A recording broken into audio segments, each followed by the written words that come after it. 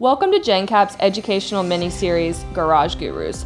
In this episode, Rick and Tracy have a special guest, the garage application.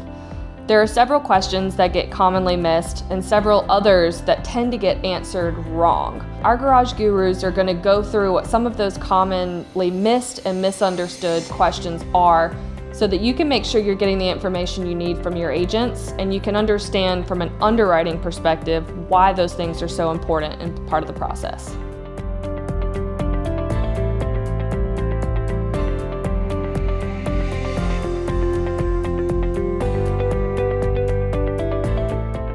We're going to go through, Rick and myself, we're going to share with you the importance of why the information that you provide on these applications is important for the underwriting process for us.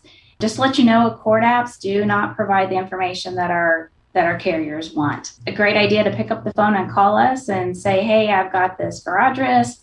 What do you need? And we can send you the applications that we need, but do not just send us an Accord app because we will have to come back and ask you for another app and that would waste your time. So for today's call, we're going to cover the Colony application. Their garage application is one of the most thorough and complete applications that we have. So we're using it as an example because it is a very good example and provides us everything that we need for most of our companies when it comes to underwriting our risks. It's important that we know what the actual physical address is. Some of the things that we notice get skipped often is how many years they've been in operation or the number of years experience in the field. This is very important. If it's in their first, second, or third year of business, we have to apply surcharges and they might be different based on that first, second, or third year. And if we don't know how long they've been in business, if you leave that blank, we're going to assume it's a new venture and they might get a maximum surcharge that they don't deserve. However, we can write new ventures. In that case, we definitely need the experience, though, and there's a place to record that on that part of the application. The business entity type, it might seem very trivial, but it's important. Often I'll see a name insured, maybe just that individual's name listed when they actually do business as another name or they're an LLC or a corporation. That can affect pricing. So be sure to complete that correctly so we know where we can place this risk or provide a quote for you. And the website address, that is something that we're going to look for it anyway, but if you give it to us, it would save some time and turn your quote more quickly. The sales, there's a place there to put your dealer sales amount and your service and repair. We need to know what that split is. If you could please make sure to put your estimated sales amounts there. Make sure we have all exposures covered. And with that being said, in that section right underneath where you put your sales, you put the percentage of the types of vehicles they work on or sell and the percentage of each type. This is very important because not all markets will cover all types of vehicles. And so we just need to know this information and make sure we place it with a market that will provide the coverage that you need. What people generally think as garage liability exposures. Generally, what our markets refer to these are as related operations. So it's outside generally of the repair operations themselves. A couple examples, over-the-counter part sales and auto accessory sales. If we're not installing them, this is an exposure that we want to make sure they have coverage for, and in order to do that, we will need the rating basis. If you look on the application, there's a list of 15, 20 things. Vacant land is one of them. Pressure and power washing, LPG sales, if they have propane exchange service that they offer their customers. If they have gasoline self-service sales or car wash, a lot of times there might be a small car wash that's on a repair shop site. We want to make sure that we're covering these exposures. For a bigger repair shop, there might be a lot where they're storing folks' vehicles that might be away from the actual repair lot. We want to make sure we're covering that, not only the garage exposure, but there might be a garage keeper's exposure that exists away from the main premises. There's a lot of times where they might own another building. They might have tenants in another building at another location. Number 7 is an interesting one. Our autos loaned to customers. Most of our garage markets strongly frown upon that. Of you hopefully know, there's a non-owned exposure that is covered inherently on a garage policy. There's a question at the end that asks if we're doing towing operations that can trigger a supplemental being needed. There's a lot of garage markets that have, 5 or 6 or 7 supplementals, and Colony has theirs as well. Yeah, on the next page, the top question is, do you drive customers' vehicles for the purpose of pickup and or delivery? We need to know how many times per week and how far away that they'll do this. How many transporter or repair plates do they have? So what I often see is people fill out the number of dealer tags in this section, but this isn't your dealer tags. This is your other than dealer tags. So if they have transporter tags, if it's a repair shop, or if it's say it's a detailer and they put their own tag to pick up and deliver the vehicles that they are going to be doing the auto detailing on, we need to know because we have to schedule those tags separately for there to be coverage. Be sure though that if they don't have any, that you put a 0. We want to make sure they're not loaning out those dealer tags. So that's an important thing to cover with your insureds. I have had claims turned in where they lent their dealer tag out to a friend to use on a car that wasn't tagged, and that is probably going to be a denied claim. So this question is on there to probably generate a conversation with your insured. So answer it and then let them know that that's not okay. Rick already mentioned, do you lease or rent vehicles? We do have an auto market that might consider writing rental vehicles, but usually that is not an exposure that our garage markets want to cover. What's your lot security? So this will help us know how to rate your dealer's physical damage, or even the garage keepers if they've got direct primary coverage specifically, but we need to know what kind of lot security they have to know how to rate. It's a different pricing if they have it fenced, fully fenced or not. So be sure to give us full details on that. And then do you ever display vehicles at another location? If this is an exposure, you want to make sure that location is covered as well. Because if you've got, say it's a car dealer and they have a separate lot that they like to park some of their cars on for whatever reason, maybe to get more traffic to see, what they have for sale, your dealer's physical damage coverage is only going to cover those vehicles at the scheduled location on the policy. So we want to make sure that we schedule all of those locations. Do you have a racing exposure? This is a pretty big no-no with all of our garage markets. So if they're working on vehicles that are used in racing, or if they own a racing vehicle, or if they sponsor racing events, those are exposures that our markets really don't like, but be sure to answer those questions so we know what to do with that information, and if we need to get exceptions made or if we need to put it with a different market. We just need to know that information. But be sure to put the prior carriers on there. And one of the things I find is when that's left blank and I release a quote, and I quote it subject to currently valued loss runs from the last 3 years, but the current carrier might be the carrier that I'm trying to quote. And then I have to pull my quote because I can't quote it if it's already written with them. Transitioning from there is the loss history for the past 3 years. As an underwriter, you're trying to get the story. You're trying to visualize what you're looking at so that you can find the best carrier with the best coverage and the best pricing. So it's really important that as you're filling an app out, you're realizing you're seeing that, and it all kind of jives. You'll see the next one of the bigger questions on the app that I generally see, kind of, it's usually maybe there's a couple names on it, maybe there's not, maybe there's just the owner listed, but it's the rating exposure basis. Garage policy is rated based on the number of employees. And as you'll see on the application, it actually lists all, in caps, all owners, employees, drivers, household members, and 1099 contractors that are not required to carry their own insurance. We have a carrier that rates for part-time employees versus full-time, and some rate all employees equally, whether they're owners, mechanics, clerical, whatever the case might be. It might be a little tedious at times, but it's very important that we get the full scope of the entire operation from soup to nuts. Definitely be sure to include all family members that may or may not be involved with the business.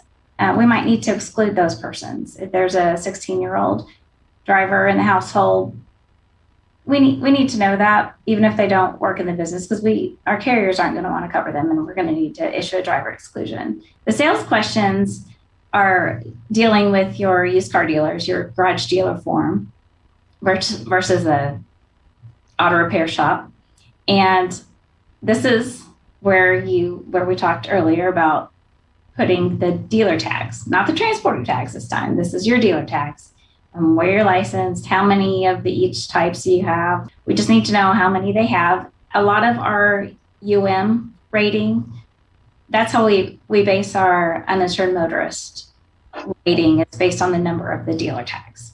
Some of our carriers too have a ratio that you have to follow of number of employees versus number of dealer tags. And they don't want that ratio to be too high in the number of D tags. If there's a lot more D tags than the number of people, then they're worried about what's being done with those extra tags and if they're people have access to them. So we may not even be able to quote with a certain market if that ratio is off. So 2 to 1, like 2 employees to 1 tag, or 3 to 1, that's preferred. 3 employees to 1 tag or 2 employees to 1 tag, that's the ratios that we're looking for. But if it's flip-flopped, then we'll need to ask some questions and maybe get some prior approvals from our carriers. We need to know who drive the vehicles to the lot, because if they hire a transporting company, and that's fine, we just need to make sure that the insured obtains certificates of insurance so that if anything happens to those vehicles, that's on the transporting company and not our insured. If they've got contract drivers, we need to rate for that exposure. And some of our carriers want us to list them out. Sometimes we can lump them together, just charge a certain basic amount for the number of contract drivers that they have. But that's an exposure that we need to know about and rate for accordingly. How far they go to get those cars, whether it's pickup and delivery or if they're going to auctions to pick up vehicles. Our policy radius can vary by state. 50 miles or 300 miles is typical depending on the state. How many vehicles do you sell per year sight unseen, like the internet sales? Typically, our carriers don't want sight unseen, so they want that to be very incidental. They can advertise all they want on the internet for their autos held for sale, but typically they want the person to come to the lot to actually complete the transaction. And that way they don't have the sight unseen exposure. So they can advertise there, but then the final transaction happens at the lot. That's preferred. Be sure to let us know if they're selling any vehicles on consignment, because we will need to get a copy of the consignment agreement as well. For salvage titled vehicles, this is really an important question, and sometimes it just gets skipped altogether. But if they're selling salvage titled vehicles, some of our markets, they have an automatic exclusion for salvage titled vehicles. So those wouldn't be covered on those policies. And so we will try to place it with a carrier that is okay with that exposure and won't exclude that exposure.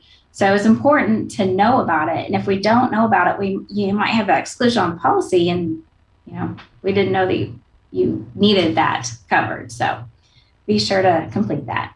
And if they repair any salvage titled vehicles prior to the sale, the structural part is the big issue.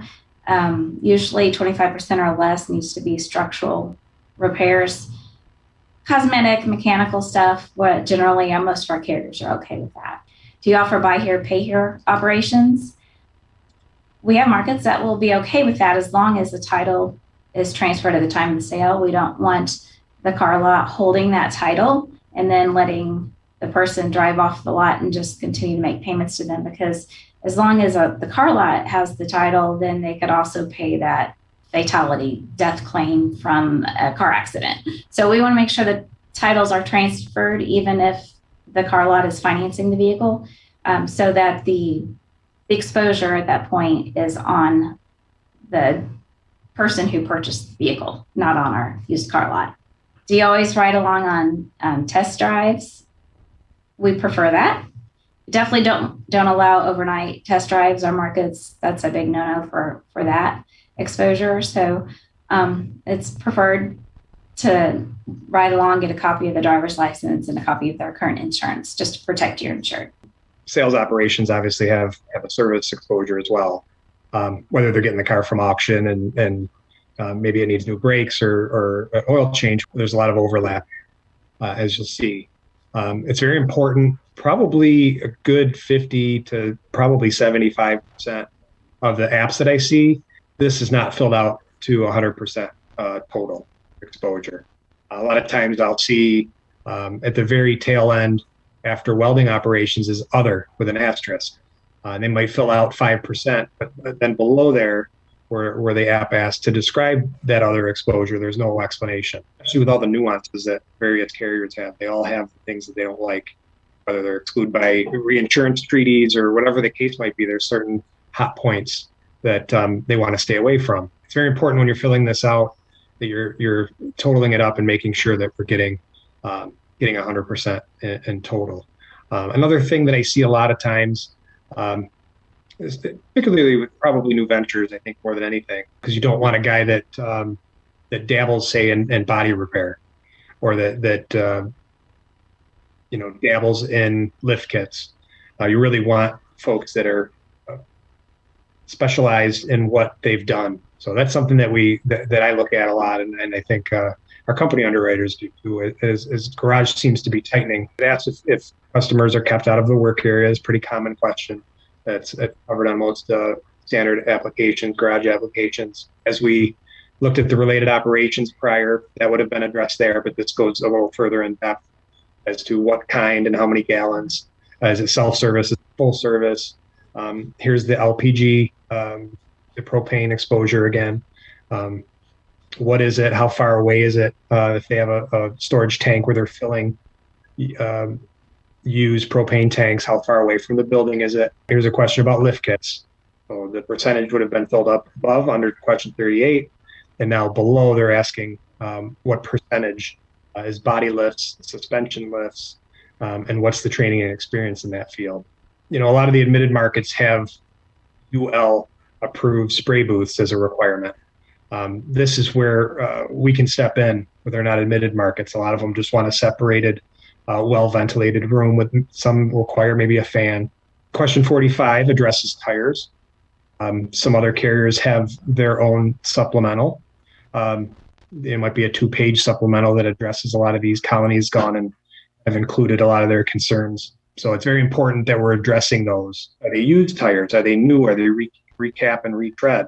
While we do have markets that will do recapping and retreading, most of my in-house garage markets, they don't want that exposure. We might have to go to a garage exposure where or a garage brokerage market, or it might be a GL, a general liability market, that'll write it and add maybe garage keepers. What kind of tire service work are they doing? Are they doing rotation, flats? Markets are concerned with the fixing of flats. They don't mind new tires being installed, but might have an issue if they're doing 50%, say, flat fix. You have to be very careful when you're looking at quotes and you're comparing, hey, I got this quote from XYZ company that they don't have certain exclusions that are precluding your insured from being covered in that instance if they're doing a lot of that, or even a little of that. It only takes one loss to really throw things sideways. And you can see as the question goes down, it asks about new tires manufactured more than 3 years ago. So they're really trying to dig into what the inventory is that a risk has, and when things get cycled out, and if you're selling used tires, how do you mark them to make sure that the treads are good when you sold them? Really, tires is a big piece of an overall risk, and carriers really kind of carve out what they want and what they don't want. As more and more of the carriers on that with the used tire exposures, the garage markets don't want it anymore, that we do have to take it to a more of a general liability policy that, like you said, we can add the garage keepers form. So we talk about the need for garage liability, and we will get you the best coverage option possible. But I do have a market that places that they still want the garage form because it's a garage risk that they place on a GL form. and the garage keeper's endorsement. And just something to keep in mind, if we have to go out to a brokerage market, a lot of times there's minimum premiums involved. So it might be a one-man shop and he's grossing, say, $50,000 in annual revenue a year. Sometimes premiums, exposures dictate the premium that we're able to get. It's always a kind of a dance that we're trying to do to provide somebody something that's affordable, but it also is covering the exposures really that they have. That I'm operating, if there's ever a devastating loss that occurs. Yeah, and those minimum premiums might be a little higher than warranted or expected, but important in the end. I've seen some risks come back through our process of quoting them year after year after year. And I'm like, oh, well, who do they have their current coverage with? Oh, well, they've been bare. And we've quoted it over 3 years and they've never bound because they didn't like the premium. But I can't imagine if they were to have a loss, where that would leave them. So I would think that paying that premium would certainly protect them more than taking that risk of not having coverage. We will quote the limits requested. We usually won't recommend any limits. I've had people say, well, what do you recommend? I really can't recommend limits.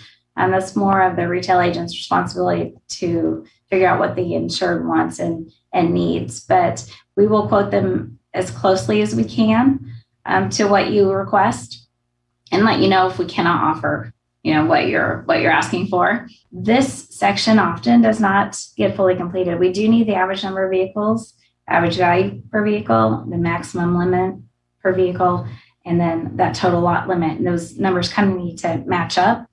Not only do we place the total garage keeper's limit on the policy, we also designate a maximum limit per vehicle on the policy as well. So there's kind of 2 limits stated on a policy. Legal liability or primary is an option. So the legal liabilities would cover what the insured is legally liable for, the damages that they cause, but would not cover acts of God, such as a storm, or they had a theft loss. If they secured that vehicle on their lot, is locked up, keys were locked up, somebody broke into the fence and stole catalytic converters off of some of the vehicles on the lot, that's a vandalism theft claim, but our insured did what they could do to secure the vehicle. And so they would not be legally liable. So that type of a claim would not be covered on the insurance policy. That would be the owner of the vehicle who would have to cover that if it's legal liability. But direct primary might pick that type of exposure up. It's not as limiting as the legal liability is. However, it costs more. So you have to pay more for more coverage. Tracy, what do you see for primary in respect of primary? What kind of requirements do you see your carriers asking for? Having the vehicles locked up in a building is the most desirable conditions. But an open lot without any theft protections is, they might exclude theft from that coverage if that's the case. Speaking of, for your wind, hail, flood deductible options, if you don't have primary coverage, comprehensive primary coverage, if you only have legal liability coverage, then that section would technically, you could just cross a big X through it because you're not actually offering. So don't fill out a deductible if you're not asking for direct primary, don't put a wind and hail deductible there because that might be confusing to the insured. Go ahead and turn it over to you, Rick, for the dealer's physical damage coverage. Yeah, and this really piggybacks off that well. It really flows well into this. It's the same. You have the same exposures. You have autos, right? This dealer's physical damage happens to go with your own inventory. So same thing. We're looking for all the boxes checked.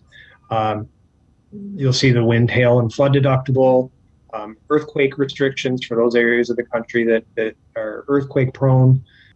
Down at the bottom of this app, we have optional coverages. Tracy mentioned that we will quote what we get asked to quote. We're not really in the business of offering everything if they're looking for specific coverages. Broadened coverages is a big one. Included in that is fire legal. It's typically included at $100,000 limit when you select broadened coverage. It's generally not that much money to add that in.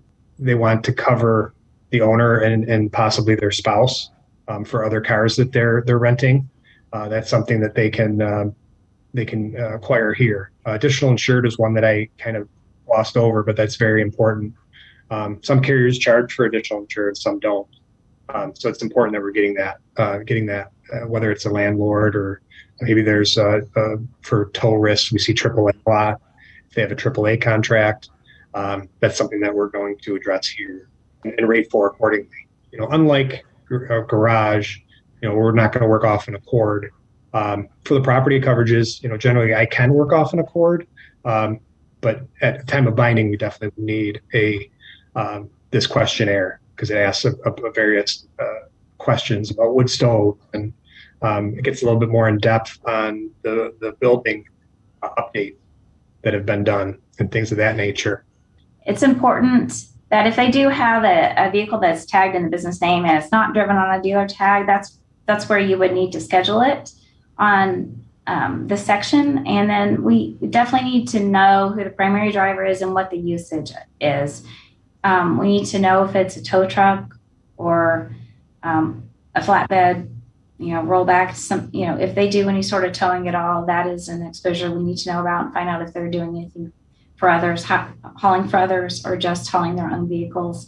But this could just be a service truck, where they run and get parts, or maybe even do some, it might be a mobile repair shop, where you just schedule a truck that goes out and helps change tire on the roadside. And we can schedule those trucks and those vans, box trucks that do that type of work. We can consider some tow trucks depending on what they're used for. So be sure to give us details as to what types of vehicles they are and what they're used for. And then be sure to complete the types of coverage that they're asking for. So where it says stated amount, you would fill that in if they want physical damage coverage on that truck, comp and collision, or specified causes of loss and collision. If they don't need that coverage or want physical damage, if they want liability only, you don't need to fill that out. You could just kind of put an X through that section. If they need any additional interest, like for loss payees, if they have loans on those cars or those scheduled vehicles, go ahead and put that in there, and we can add those forms to the policy as well. Thank you for joining us. We know it was tedious. We've really enjoyed going over this, and hopefully it suits your needs and it helps you complete that app the next time you get an opportunity. We look forward to seeing it. Thank you very much.